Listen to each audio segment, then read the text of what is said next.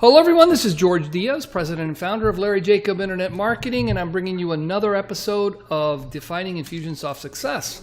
This week my guest is Robert Vico. Robert has been on my program before. I've actually been on his program, and this is the first time that I actually run one of these where someone is doing this from their live set. So how are you, Robert? I'm doing good, George. Thank you for having me on the show again. This should be, hopefully it's as fun as the first one was. Yeah, cool. And then he's looking down at his laptop because that's where he can see me, and that's okay. But if you look over at your other camera, people can see you looking at them, I guess. Yes. Is that going to be weird?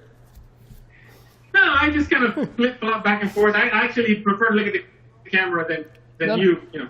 I'm not saying that you're not very handsome. I'm just saying. I got you. Well, this week's episode of Rob, My Marketing Sucks, he was covering 29 steps or 28 steps that everyone needs to consider or use when they're building their webinar. And it was interesting, and I asked Rob to send them to me, and I was going over them, and I go, gosh, this would be a perfect topic for our audience. The people that come to us are primarily looking for membership sites. That's the feature of Infusionsoft that people kind of rely on us for. But unless you're bringing good traffic, unless you're qualifying people, unless you're getting people over to your sales pages, your membership site is not going to be nearly as exciting as it could be. And I thought this would be a great thing to cover. Absolutely. As you know, George, I'm more of a direct response offline marketer. And lately I've been seeing a lot. Rob, you're not more of. You are a direct offline marketer. Okay, but I do some online stuff, but mostly what I do is I help local bricks and mortar businesses with their marketing, and that typically tends to be offline type of marketing. And with the explosion, I guess is the best way to use it, of ClickFunnels, I'm seeing a lot of people jumping into creating their funnels, creating landing pages, and I love it, but I see them making some fundamental mistakes. Yeah. And those fundamental mistakes are not using direct response marketing. So a good example of that is setting up your landing page and not having a headline. And I'm part of the ClickFunnels Facebook group, and I see over and over and over people putting on their landing page to the group saying, hey, can I get some feedback on this? And they don't have headlines. That's like direct response marketing 101 stuff. Right. And so that got me really thinking, I should do some episodes to help online marketers use some of the direct response marketing strategies that I use, that I've learned from the real deal direct response gurus like Dan Kennedy and Bill Glazier. And so I've been doing a series of episodes based around, kind of offline to online marketing. And this topic is a hot topic right now because a lot of people are driving traffic to their ClickFunnels site to start moving them through their funnels with a webinar, and they're making huge mistakes on these webinars. And I thought, you know what, I'm going to show them. This is a template that has been used by lots of direct response marketers. It's a template that you'll see used a lot in speaking from the stage. And I've been at these conferences where when the speaker's done, you'll see 50, 60 people getting up and running to the back of the room to buy a $2,000, $2,500, $3,000 program. And it was all based on the structure of that presentation, which is the same thing you're going to do when you structure your webinar. So we take the offline, speaking from the stage, direct response concepts, core strategies, and we just turn them over to webinar. And that's what we're going to hopefully go over today and show people how to create a kick-ass webinar presentation.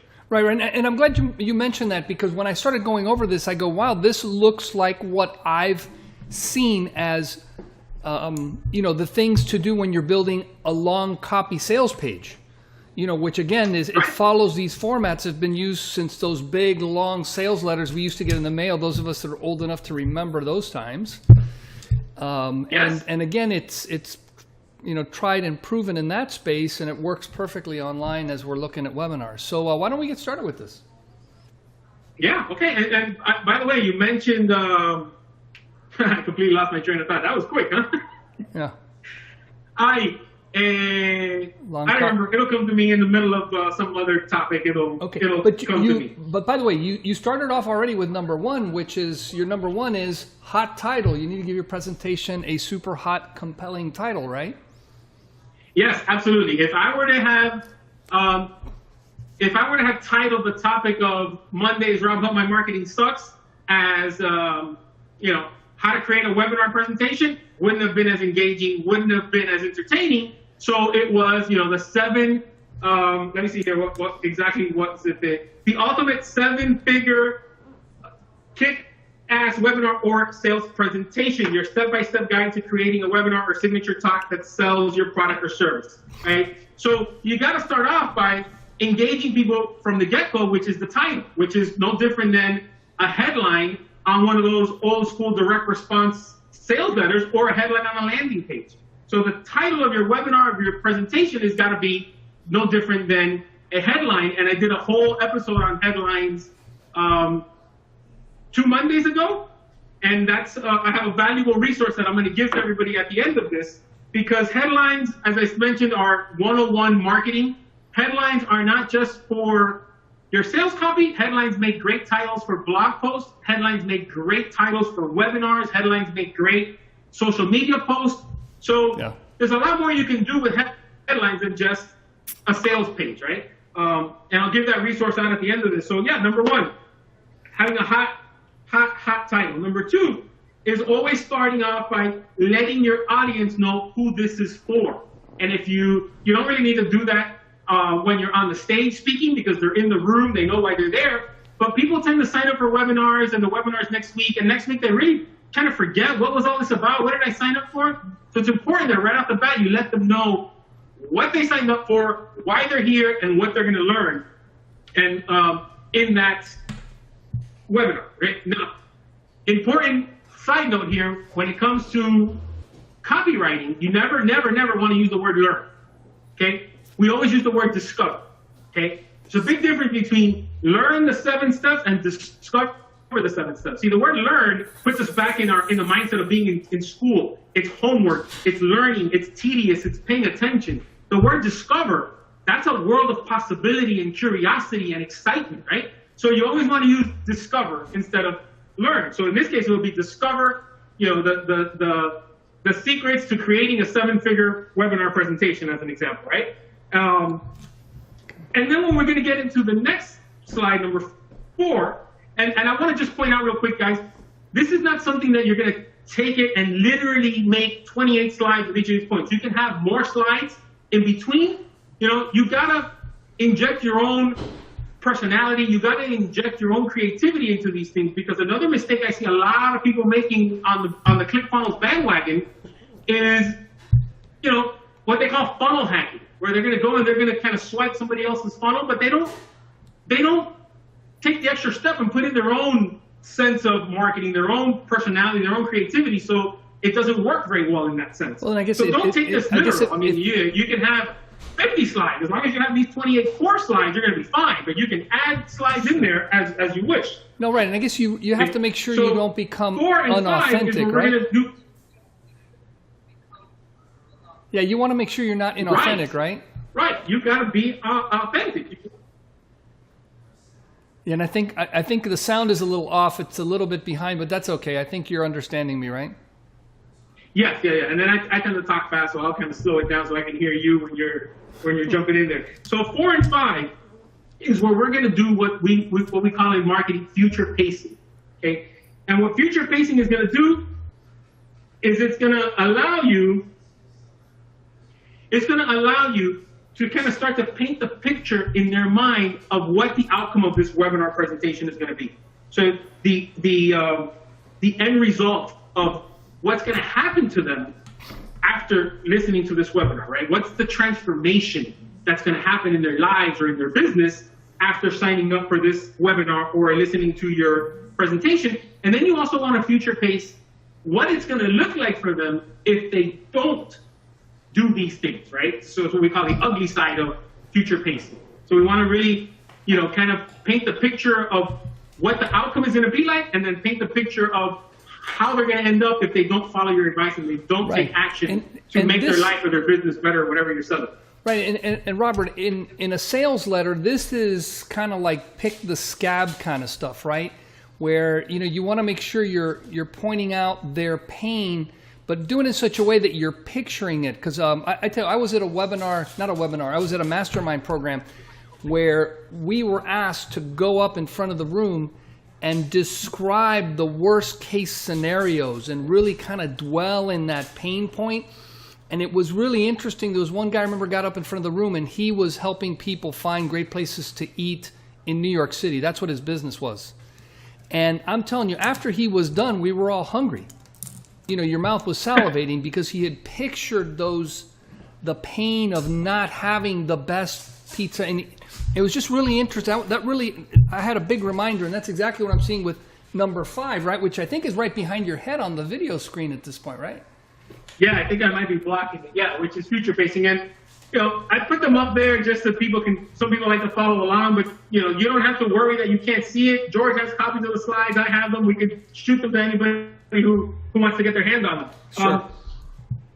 Yeah, but future facing, that ugliness in copywriting, one of the copywriting formulas that I use a lot for myself or when I'm writing copy for a client is the PAS formula, which is the problem, agitate, solve. So your opening paragraph points out the problem. Your next 3 paragraphs are going to agitate that problem. And then your last paragraph is the solution to that problem, which of course is your product or your service. I look at it almost as I guess I did pay a little attention in college at English 101, because I look at writing a sales letter no different than writing one of those 5-paragraph essays where you have your intro, then you have your 3 main points, and then you have your closing paragraph. That's an easy way to look at copywriting, and if you follow the problem, agitate, solve formula, you'll be able to do copywriting rather easily, and you'll be able to future face for your slides very easily, just like George said, just agitate that problem. Show them what life is going to be like if they don't buy or use your product or service. Gotcha. Okay.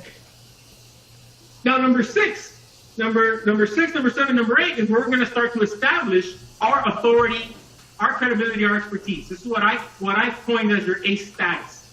And this episode came about as part 2 of the first of the previous episode, not this Monday, the last Monday. Are you familiar with Ty Lopez? Oh yeah, as a matter of fact, I went to see him in San Diego as part of who are those guys? Digital Marketer. He was one of the presenters at one of the events. Ryan Dice, Digital Marketer Lab. Yeah. So he's got the Here in My Garage video. And that video has been seen 67 million times, George. 67 million times. That's the one with all the cars, right? Because he's got all the cool cars. Yeah, where he's showing off his Lamborghini and his bookshelf of the 2,000 books and all that. And I basically went in there and did a deep dive into that video, because that video has really caused me a lot of conflict, George, because I rant on my show and on my Facebook Live. I tend to rant a little bit about what I call the marketing guru industry. Yeah. And I think a lot of it is very unscrupulous, very unethical, and they're manipulating people's desires and ambitions and making it seem like anybody can do this and anybody can achieve millions, working 4 hours a week and drive Lamborghinis and live in mansions. And that's not the reality of being an entrepreneur. And it's caused me conflict, because I think it's unethical manipulation that they're doing with their marketing.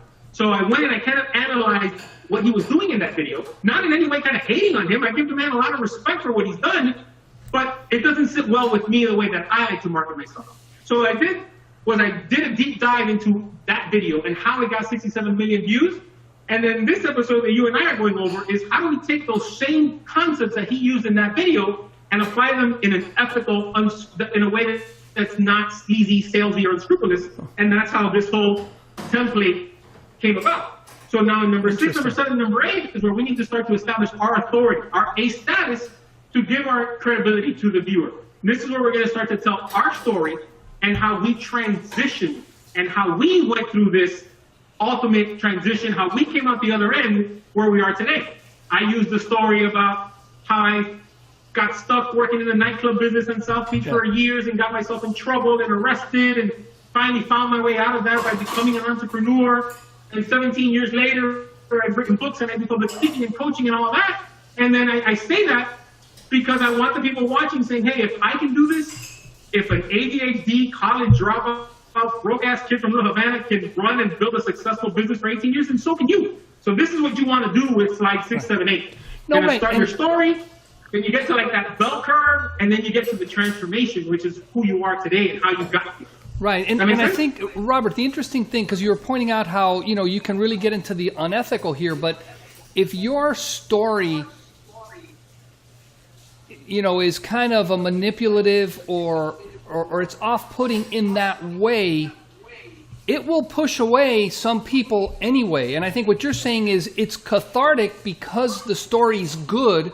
It could borderline on this unethical, but it just proves how effective it is in that, in an unethical way, the guy's got monstrous number of followers, right? Absolutely. Absolutely. And you know, that brings me to kind of looping back to a point that we talked about earlier. I have actually been taking screenshots of this, George, and I'm probably up to like 12, 13 of them. And look at Facebook. When you're scrolling through Facebook, look at the amount of people that are selling Facebook ad courses or that are selling you funnel courses. And all of them were broke, living in their car, about to get evicted, working 5 jobs, selling my personal property on Craigslist to make money, right? How is this possible that every single person who creates a Facebook ad course was dead broke, on the borderline of getting evicted, right? Do you know why? Because they're taking it right out of the ClickFunnels, Expert Secrets, and .com Secrets book, and they're not injecting their own real story, their own genuine, authentic, transparent. Right. So it sets off radars, like you just said. People are going to realize it's not authentic. Well, and eventually that's going to catch up to you. So, I mean, again, being authentic is key. But what you're saying in here is, what's your turning point? What makes you the authority? And again, people will either believe it or they won't. And if it's bogus, you know, karma's a bitch. It'll get to you. Yes, it will. Yes, it will. Sometimes I wish it would get to certain people faster than not, but it will get there eventually. I got you. Okay, so so 6, 7, and 8 are where we're going to tell our story. We're starting to establish our ACE status. And then number 9, you'll see this a lot as well. You'll see people telling you why they're teaching, right? And you'll see, again, a lot of people just kind of copying what others are doing. And they'll say, I now make millions of dollars, and the reason I teach this course is because I want to give back, right? How many people are going to say that over and over and over and over? You got to be creative. You got to inject your own realness, your own story. Me, my core business is selling promotional items. We are basically a brick and mortar company that sells promotional items. Now, we sell it very different than everyone else sells it. And the reason for that, and I tell people, and now the reason that I teach small business owners how to use promotional products in an effective way is because after 17 years being in this business, I got tired of having people tell me promotional products don't work. I got tired of seeing small business owners spending their hard-earned money on promotional items, randomly giving away an item and not getting any result, not getting any ROI. So I decided to change that, right?